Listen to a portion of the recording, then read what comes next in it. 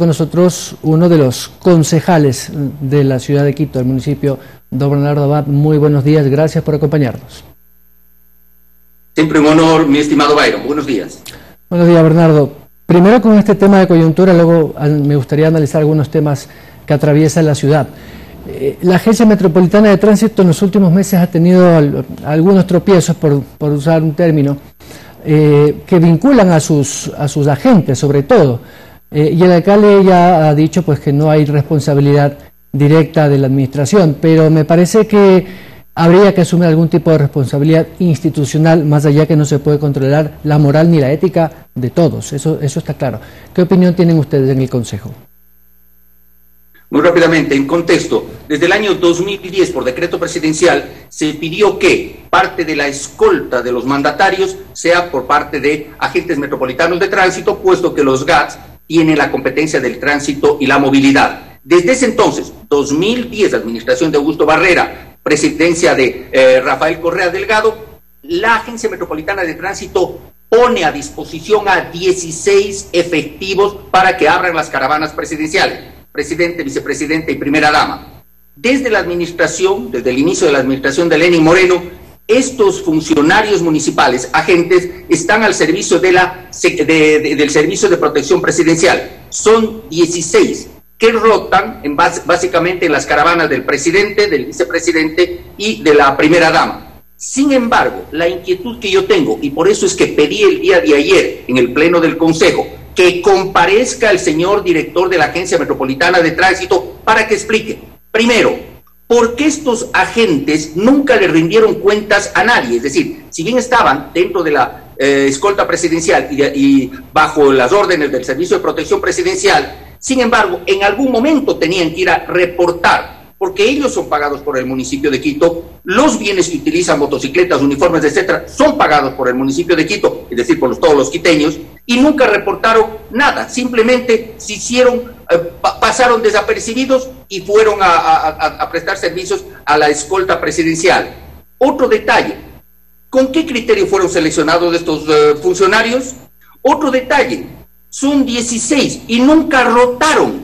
Yo nunca he sabido que en una institución uniformada se mantengan tanto tiempo los uniformados. Es decir, hay una serie de inquietudes que realmente tienen que ser explicadas al Pleno del Consejo, porque obviamente, sea lo que sea, estos señores son funcionarios del municipio de Quito y tienen que rendirle cuentas al municipio de Quito y a los quiteños. No puede ser posible de que pasen, aunque sea por decreto presidencial, al servicio de la presidencia y ahí se acabe todo. No, tienen que rendirle cuentas a quien les pague el sueldo, por lo menos, que entre paréntesis, tomando en cuenta aquellos alrededor de $500,000 que han venido ganando estos señores, me refiero a los 16 agentes, o quién sabe si más, porque obviamente pues eran sueldos pagados por el municipio de Quito. Por eso es que he pedido, obviamente, al señor alcalde que ponga la comparecencia del señor director de la AMT, y más allá de eso, a la Fiscalía, y públicamente lo digo, pido que se llegue a una investigación concreta y ver qué grado de responsabilidad tienen estos señores. Y si son encontrados culpables, que sean sancionados con el máximo rigor de la ley, porque son funcionarios municipales. Y la Agencia Metropolitana de Tránsito, desafortunadamente, durante los últimos meses o años incluso, ha venido teniendo una serie de actos bochornosos, porque han sido presentados por los medios de comunicación, por las redes sociales, de actos que no están de acuerdo a lo que dispone que haga un agente metropolitano de tránsito. No me refiero a todos, me refiero a unos agentes que han sido encontrados en actos de recibir coimas, en actos ilegales, en actos inmorales. Tienen que ser sancionados. La Agencia Metropolitana de Tránsito, honestamente lo digo y públicamente lo digo, debería ser depurada. Sí, concuerdo con usted, concejal. Pero más allá de la depuración y todo, debe haber algún nuevo instrumento, gestión gerencial, que permita tener primero a los mejores hombres. No se puede, digamos, tener el 100% de honestidad, si se quiere, porque en todas partes se cuecen habas, lo vemos también en otras instituciones. Pero sí, lamentablemente esto daña la reputación institucional y evidentemente del municipio. Pero ¿qué más se podría hacer desde la gestión gerencial de la agencia metropolitana, pero también con el aporte de los concejales que son prácticamente quien fiscalizan este tipo de actos administrativos? Por supuesto, primero tenemos que recibir el informe, que será recibido el próximo día martes, esperemos, si es que el señor alcalde pone en el orden del día tal cual lo pedí el día de ayer. Y una vez recibido ese informe, que además obviamente pedí también por escrito al señor director de la MT, una vez que tengamos ese informe, se podrá determinar los grados de responsabilidad, se podrá determinar qué se hizo y qué se dejó de hacer. Y con ello, pues, definir cuáles podrían ser cambios en la Agencia Metropolitana de Tránsito. Sí, es un tema un poco complicado, pero efectivamente hay que hacer algo desde el punto de vista institucional y el cuerpo colegial del Consejo. Me gustaría topar, concejal, otros temas que tienen que ver con la salud pública, con esto que atraviesa Quito, que sigue en una curva, digamos, estable según las autoridades sanitarias, lo dijo ayer el viceministro de Salud aquí precisamente, y claro, ya superamos a Guayaquil hace algunos días y Quito está en 17.685. Quizás el nivel de mortalidad es menor, y lo es según las cifras de las autoridades, pero la capacidad hospitalaria está al borde, o por no decir desbordada, tanto en el sistema de salud pública, en la red de hospitales públicos, como en la privada. Ustedes del municipio, ¿qué más esperarían de la autoridad nacional, más allá de las competencias locales con el centro de atención temporal que tienen en el Bicentenario, las brigadas que entiendo van a los barrios y la colaboración también de algunas instituciones o universidades públicas, en este caso, o privadas, que le han colaborado a la ciudad? ¿Qué más le falta para un poco bajar, más allá de la responsabilidad de la gente, evidentemente? Vi la entrevista el día de ayer, la escuché con detenimiento y sí, el señor viceministro dijo que no había un desborde y que estábamos al límite, que obviamente Quito y Pichincha son la provincia y la ciudad con mayor número de contagios, superando a Guayaquil. Lo que sí también fue claro en decir es que los fallecimientos son mucho menores. Que no haya muertos hubiese sido lo correcto. A eso se debe haber propendido, pero obviamente ya estamos en esta pandemia que trae también fallecidos. ¿Qué hacer? La pregunta es, ¿y qué más hacen las autoridades? Yo respondería, ¿y qué más hace el ciudadano? Y voy a dejar muy claro esto. Las inconductas, las actitudes que van contra la disciplina, contra la razón incluso, son las que han hecho que aumenten los contagios.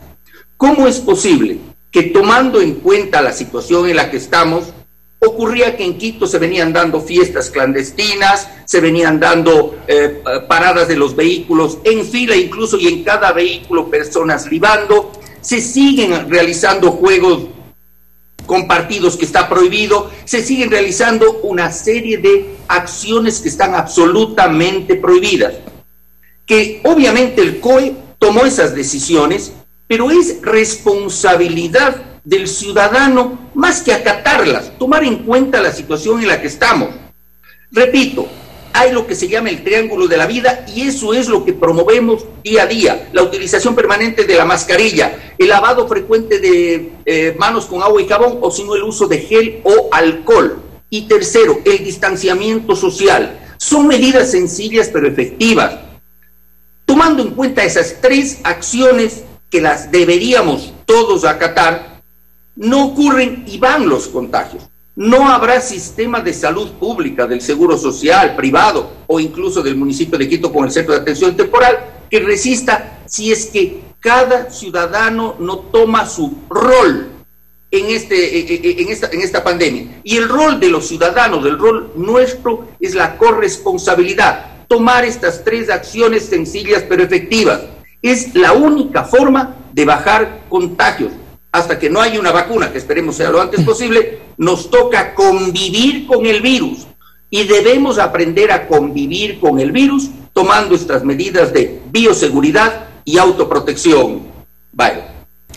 Concejal, quisiera poner no de ejemplo, pero sí una muestra de lo que ha hecho Bogotá, que lamentablemente pasó ya de cifras extremas. Yo estuve en Colombia justo al principio de la pandemia en Bogotá, pero ahí no había tanto problema. La alcaldesa Claudia López acaba de dictaminar el confinamiento extremo por localidades o zonas donde hay mucho contagio. Porque pongo este ejemplo, solo Bogotá tiene 150.000 casos confirmados y 4.000 y pico de muertes, solo Bogotá. Si Bogotá tiene 8 millones y Quito tiene 3 millones, ¿por qué no hacer, digamos, unas medidas similares, aunque no necesariamente las mismas, de prácticamente confinar a ciertos barrios donde efectivamente la tendencia, según las autoridades del COE local, son frecuentes las desobediencias civiles, la salida de la gente no en horas autorizadas, como por ejemplo la Ferroviaria, la Magdalena, el sector de Turubamba, casi todos barrios del sur. Pero hay que entender también lo complejo de ese sector, gente que no tiene empleo, comercio informal, que es muy difícil, que de hecho las autoridades hacen centenares de operativos. Pongo este ejemplo porque no sé si podría aplicarse una fórmula similar, porque vemos que se repite y se repite cada semana los mismos puntos calientes en Quito. Son 7 sectores, en el norte, en realidad, en el sur y en el centro. Belisario Quevedo es uno de los barrios en donde más contagiados hay, y al sur obviamente, y al norte. Pero a lo que voy es lo siguiente: si se confina a las personas que son de estos barrios populares, donde más contagios hay, un detalle, ¿qué es lo que va a ocurrir? Es decir, poner semáforo en rojo en estos sectores. Desafortunadamente, y se nota, los sectores populares son los que más están sufriendo por esta crisis económica. Quito es la ciudad con mayor número de desempleo y subempleo en el país. Hay alrededor de 300.000 personas que a nivel nacional han perdido sus empleos formales, pues Quito tiene casi la mitad. Hasta este momento, según un análisis de la Cámara de Comercio de Quito, se habrían perdido en Quito más de $7.000 millones. El confinar, el aislar, poner el semáforo en rojo de estos sectores, en realidad sería afectar mucho más la economía de estas personas, de los barrios populares. Sería realmente, pues, obligar a que no salgan, cuando estas personas lo que están haciendo es buscando ganarse unos dolaritos para literalmente llevar el pan a la casa. Que hay que tomar medidas, pero el volver a semáforo en rojo no me parece lo correcto, porque incluso lo que ocurrió previo al 3 de junio, que fue el día en que cambiamos de rojo a amarillo, en realidad en estos sectores ya había un amarillo informal. Lo que se hizo es formalizar que había un amarillo, porque las personas no tienen dinero, no tienen ingresos. Entonces, si bien podría médicamente, por salud, ser la medida óptima, la producción, la economía se verían todavía más afectadas, y las familias de estos sectores populares.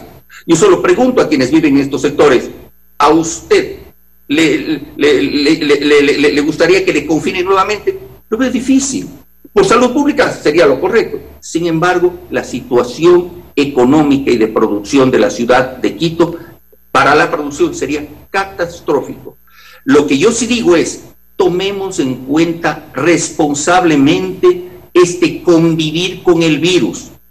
No asistamos a fiestas clandestinas, mantengamos el distanciamiento social, utilicemos el alcohol, el gel de alcohol, lavémonos las manos. Medidas sencillas pero efectivas. Eso es convivir con el virus, porque no nos queda de otra. Tenemos que convivir con el virus hasta que haya una vacuna, y convivir con el virus significa el tomar estas medidas de autoprotección, de bioseguridad, y obviamente salir a trabajar, salir a producir con todas las seguridades, volver a casa y no participar de ciertas inconductas que son las que están afectando y haciendo que haya los contagios. Sí, es muy complicado salir a ganarse el pan o cuidarse de la enfermedad. Es un tema muy complicado desde el punto de vista humano, sociológico, si se quiere. La falta de dinero también, y no solamente al ciudadano de la pie, de la calle, sino también a las instituciones como el municipio.